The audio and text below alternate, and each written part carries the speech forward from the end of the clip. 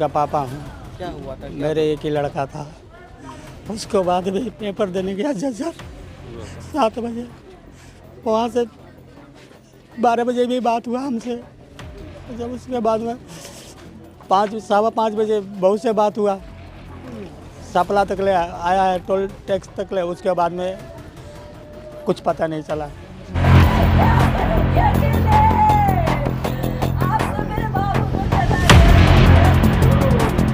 बंदे आते थे और बहादुरगढ़ से भी 4-5 बंदे हैं जो हमारे दिल्ली जल बोर्ड में यहीं पर ही काम करते हैं। वो भी साथ में ही काम करते हैं। वो जो उनके बहादुरगढ़ झज्जर के दोस्त थे, उनसे कभी उनकी कोई नहीं, कभी भी ऐसा नहीं है। वो तो ऑपरेटर थे और हेल्पर थे।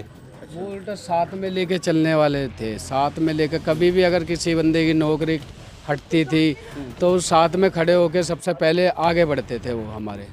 कभी उनकी किसी अधिकारी से कोई रंजिश नहीं, कभी भी नहीं। नहीं। अब कभी भी नहीं था। मेरे लड़के के लिए कुछ कमी नहीं था। भगवान का दया से मैंने बहुत कमाया, बहुत रखा। एक ही लड़का था, 3 लड़की, कुछ भी नहीं। मैं अपना घर भी बनाया, कमा के रिटायरमेंट हुआ। तो कभी उसकी किसी से रंजिश वगैरह?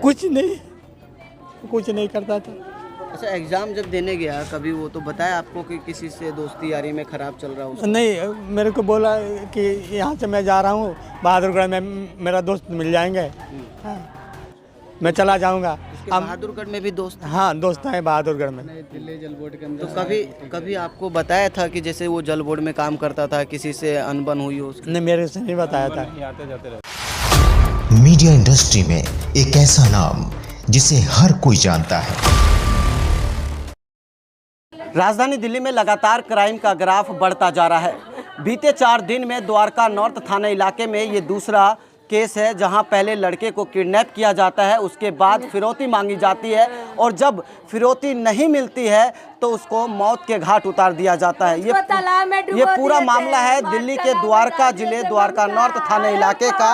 ये राजू इनक्लेव है। यहाँ पर तमाम देखिए पीड़ित परिवार और मृतक की पत्नी मौजूद है। उनसे जुड़ते हैं और जानते हैं पूरा मामला क्या है। भैया मैं क्या बताऊं, मार दिया मेरे पति को दुश्मन ने। क्या बताऊं, पैसे भी लेके गए थे, पैसे तो ले लेते, पैसे भी नहीं लिए। पैसे लेके भाग रहे थे लेकिन मेरे पति को लेके नहीं आए थे वो लोग। कहाँ गए थे आप? वो पेपर देने गए थे ITI का, वापस लौट रहे थे पेपर दे के। जज्जर के टूल टैक्स पास होते हुए दिखे, उसके बाद नहीं दिखे। उन लोगों ने पकड़ लिया। आपकी बात हुई थी? मेरी फोन पे फोन आ रहा था फिरौती के लिए। क्या बोला गया था? एक बार बोले 7 बजे ममता मुझे किसी ने पकड़ लिया है और 5 लाख रुपए मेरे के मांग रहे हैं, तू लेके आ जा। मैंने बोला आप बताओ मैं कहाँ लाऊं, फोन काट दिए। हम लोग थाने कंप्लेंट कराने गए, वहाँ कंप्लेंट हो रही थी, तब भी फोन आया। तब पूछे ममता ये पैसे का इंतजाम हो गया? मैंने बोला हाँ हो गया, बताओ कहाँ लेके आऊं? उन्होंने बोला नांगलोई। हम नांगलोई में खड़े नहीं आए। फिर बोलते बहादुरगढ़ आओ। बहादुरगढ़ गए तो वहाँ पे बोलते हैं गांव के अंदर आओ, लेकिन हम लोग पुलिस वालों ने मना कर दिया, गांव में नहीं जाना। फिर 2 बंदे आए, पैसा छीनने की कोशिश कर रहे थे लेकिन मेरे पति को नहीं लाए। मेरा भाई अकेले पैसा लेके गया था उनको देने, लेकिन वो लोग नहीं लिए, पैसा छीन के भागे, मेरे पति को नहीं।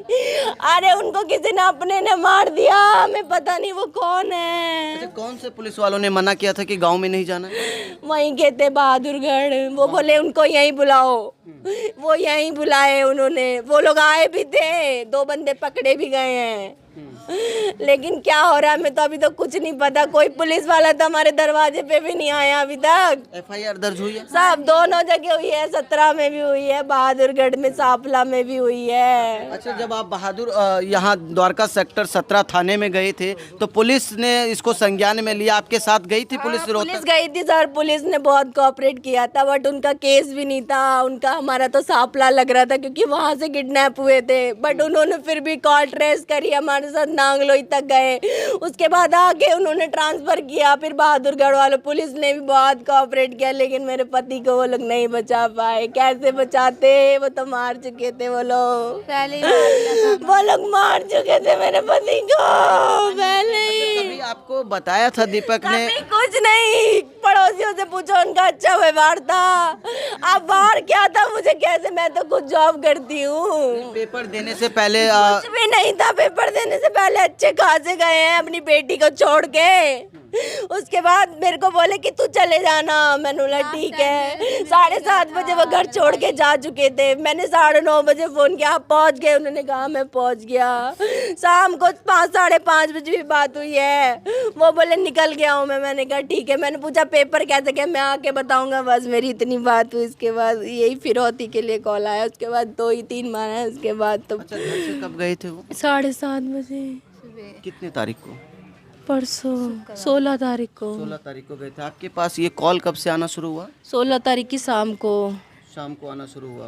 दीपक ने कभी ये बताया था कि उनकी किसी से रंजिश है, कभी दुश्मनी? कुछ नहीं, कोई तो हम लोग की अच्छी लाइफ चल रही थी। हम दोनों मियाँ बीवी कमाते थे, साथ में आना जाना। कोई ऐसा भी नहीं था किसी बस फालतू बंदों से मिलते हो या कुछ भी है, तो कुछ भी नहीं था सर। ये मेरी धन दौलत देख के उनको मार दिया लालच के चक्कर में। पैसा मिलेगा, अरे पैसा मांग लेते, हम दे देते पैसा। मेरे पति को क्यों लेके चलेंगे? किसी पे आपको शक है अभी तक? अब मैं किस पे शक करूं? मेरे को तो किसी का नाम भी नहीं पता उनके दोस्त यारों का। मैं किस पे शक करूं?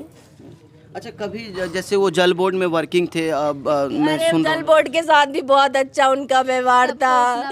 सब किसी से आप पूछ सकते हो उनसे कि वो सुपरवाइजर थे वहाँ पे। लड़के इतने घुस रहते थे उनसे, लेकिन क्या टाइम से डलवाता था वो। मेरा भाई टाइम से डलवाता था, उल्टा अपने पैसे खर्च कर देता था।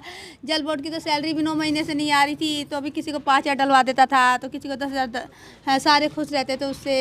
हैं आप कौन है उनके? मैं ससुर हूँ। कभी आपसे बात हुई उनसे? नहीं, मैं तो बम्बई में रहता हूँ। अच्छा, बम्बई में रहते हैं। हाँ, रात को आया फ्लाइट से। अच्छा, अभी आप लोग क्या चाह रहे हैं अब? अरे हम तो उसको इंसाफ चाहते हैं। उनको लेके आओ सामने जिसने मारा है। अरे पुलिस वाले क्यों नहीं आ रहे हमारे पास? सुबह से एक बार भी कोई नहीं आया। मर तो गए, आना तो चाहिए, पूछना तो चाहिए हम पे क्या बीत रही है। हमें कौन इंसाफ दिलाएगा?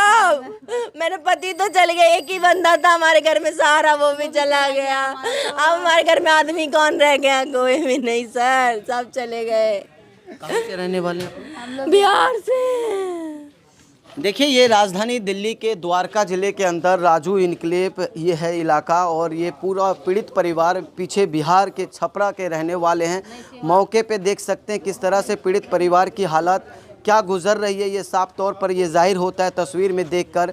दीपक नामक युवक जो अब इस दुनिया में नहीं रहा, अपने घर से ये बोलकर निकलता है कि रोहतक में उसके ITI का एग्ज़ाम है, वो एग्ज़ाम देने जाता है और जब लौटता है तो उसको किडनैप कर लिया जाता है। और किडनैप के दौरान उसके पास एक फ़ोन होता है, उस फ़ोन से उनकी पत्नी को कॉल किया जाता है और 5 लाख की डिमांड की जाती है कि अगर 5 लाख रुपए नहीं दिया तो दीपक इस दुनिया में नहीं रहेगा।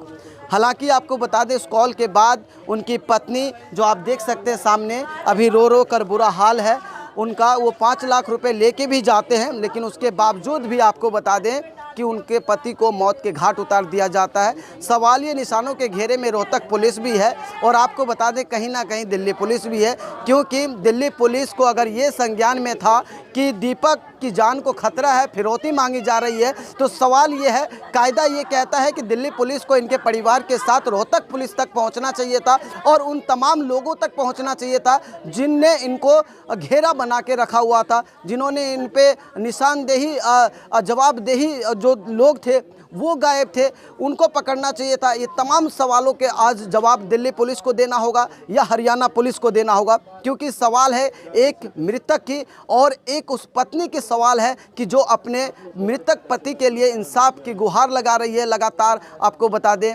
हरियाणा पुलिस भी सवालिया निशानों के घेरे में है कि आखिरकार इस पीड़ित परिवार को गांव तक जाने के लिए क्यों मना किया गया। अगर आज मना नहीं किया गया होता तो शायद दीपक आज हमारे बीच में होता। वीडियो जर्नलिस्ट मनीष के साथ Uday Hindustani, Uday Bharat news, Delhi. Media industry में एक ऐसा नाम जिसे हर कोई जानता है,